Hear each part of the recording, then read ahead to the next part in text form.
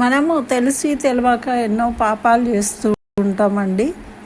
అయితే అటువంటి పాపాలను పాప భీతితోని పాపాలు తొలగించుకోవడం కోసము కొన్ని కార్యక్రమాలను కూడా చేస్తూ ఉంటాము.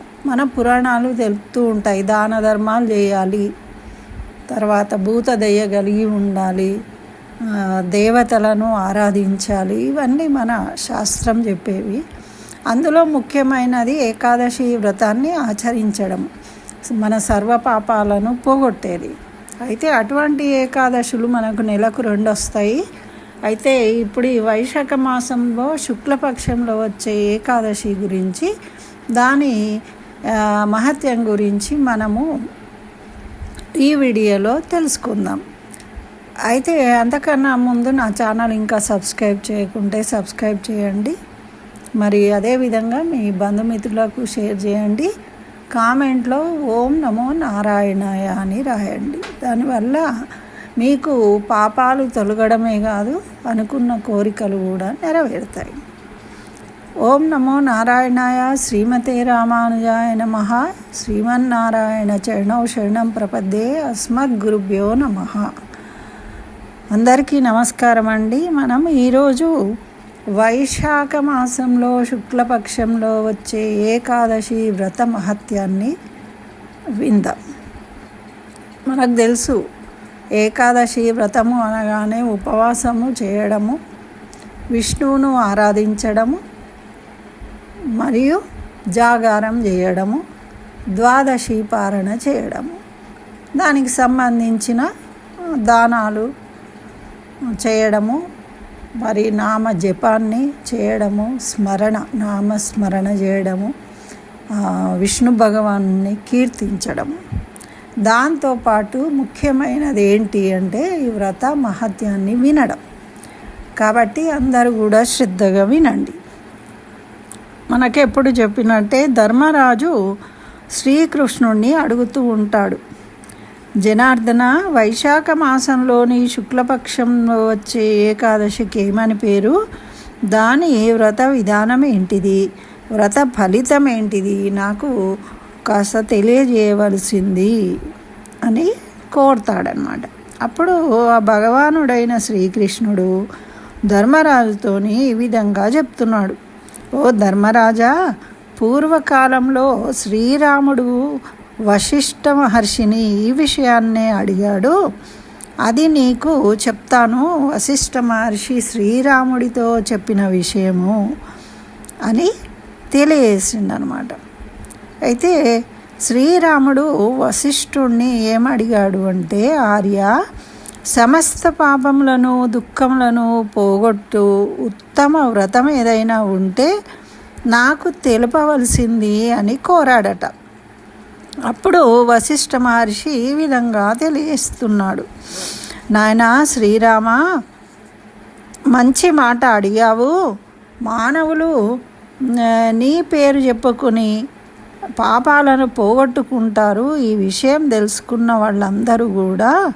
కాబట్టి లోకహితం కోసము పవిత్రమైన ఉత్తమ వ్రతమును నీకు తెలియజేస్తాను, విను అని ఈ విధంగా చెప్తూ ఉన్నారు.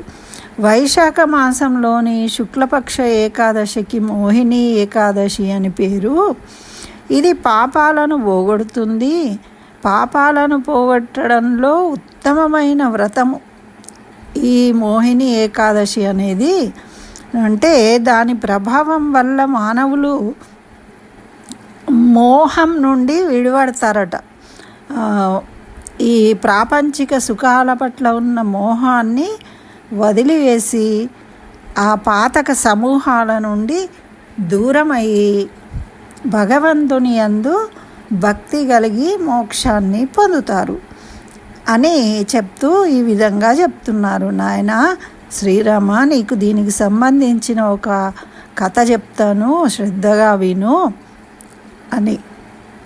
సరస్వతీ నది తటము యొక్క ఒడ్డున భద్రావతి అని పేరు గల ఒక సుందర నగరం ఉంది. అక్కడ ధృతిమానుడు అని పేరు గల చంద్రవంశానికి చెందిన రాజు పరిపాలిస్తూ ఉన్నాడు. ఆయన చాలా సత్యనిష్ఠుడు, రాజ్యపాలన చాలా మంచిగా చేస్తాడు, ధర్మ పాలన చేస్తూ ఉంటాడు. అదేవిధంగా ఆ నగరంలో ధనధాన్యాలతో తులతూగుతున్న ఒక వైశ్యుడు కూడా ఉన్నాడు. ఆయన పేరు ధనపాలుడు. అతడేమో ఎల్లప్పుడూ ఇతరుల కొరకు చలివేంద్రాలను పెట్టడము, బావులు తవ్వించడము, మఠములు ఏర్పాటు చేయడము, భోజన వసతులు ఏర్పాటు చేయడము, తోటలను పెంచడము, బాటసారుల కోసము చెరువులు తవ్వించడము, ఇండ్లు కట్టించడము, ఇలాంటివి సేవా కార్యక్రమాలు చేస్తూ నిరంతరము విష్ణు భక్తి కలిగి ఉండేవాడనమాట. అటువంటి ఆ వైశ్యుడికి, ధనపాలుడికి 5 కుమారులు ఉన్నారు. వారి పేర్లు సుమనుడు, ద్యుతిమానుడు, మేధావి, సుకృతుడు, దుష్టబుద్ధి అని 5.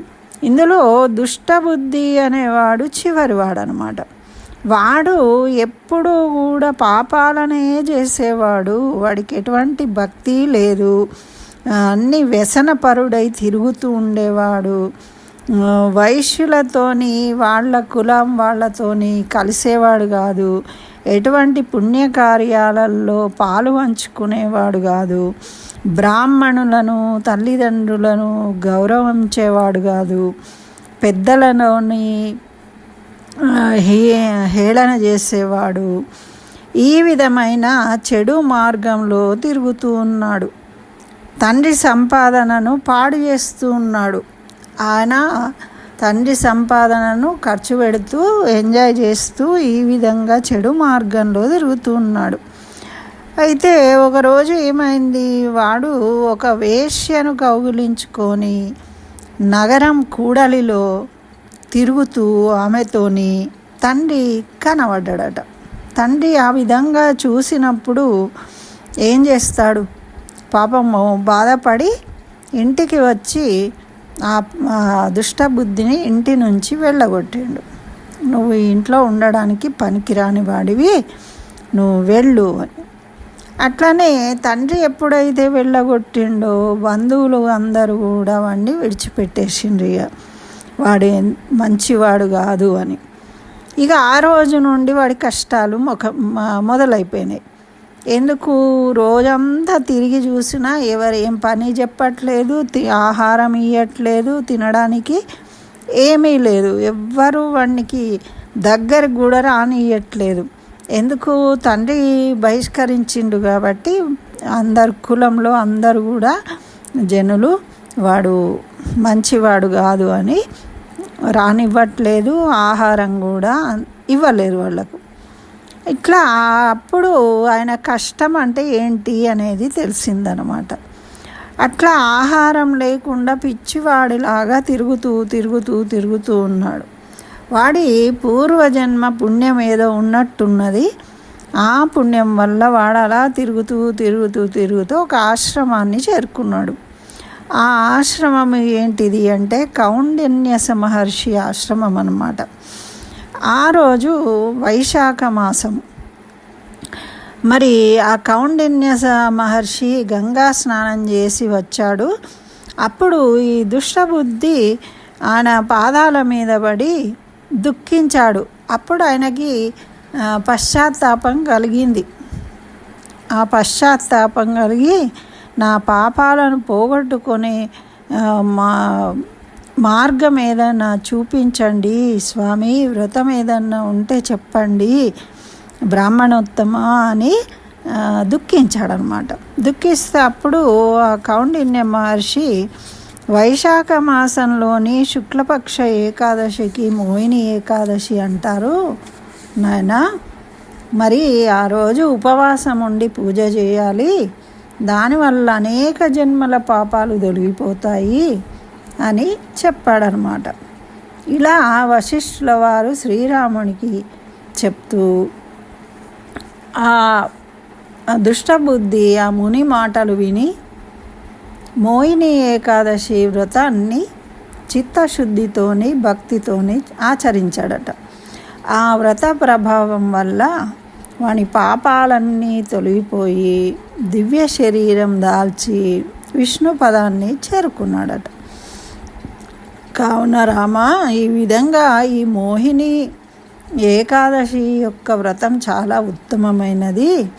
ఈ వ్రత కథ చదివినా విన్నా సహస్ర గోదానముల పుణ్యం లభిస్తుంది, మన పాపాలన్నీ తొలగిపోతాయి అని వశిష్ఠుల వారు శ్రీరామునికి తెలియజేశారని శ్రీకృష్ణ భగవానుడు ధర్మరాజుకు ఈ మోహిని ఏకాదశి యొక్క వ్రత మహిమను తెలియజేసిండు. కాబట్టి అందరూ భక్తి శ్రద్ధలతోని దీన్ని విని ఆ విష్ణుమూర్తిని మోహిని రూపంగా స్మరించుకొని చక్కగా నమస్కరించుకొని అక్షంతలు వేసి నమస్కరించుకోండి. అక్షంతలు తీసి మన తల మీద వేసుకొని ఉన్నట్టయితే మన పాపాలు తొలగడమే కాదు, మన కోరికలు కూడా నెరవేరుతాయి అని మనకు పురాణం తెలియజేస్తుంది. ఇదండి మోహిని ఏకాదశి వ్రత మహత్యము. తప్పకుండా లైక్ చేయండి, మరి మీ బంధుమిత్రులకు షేర్ చేయండి. ఓం నమో నారాయణాయ అని కామెంట్లో రాయండి. తప్పకుండా మీ పాపాలన్నీ తొలగిపోయి మీ కోరిన కోరికలు నెరవేరుతాయి. స్వస్తి. సర్వం శ్రీకృష్ణ చరణారవిందార్పణమస్తు.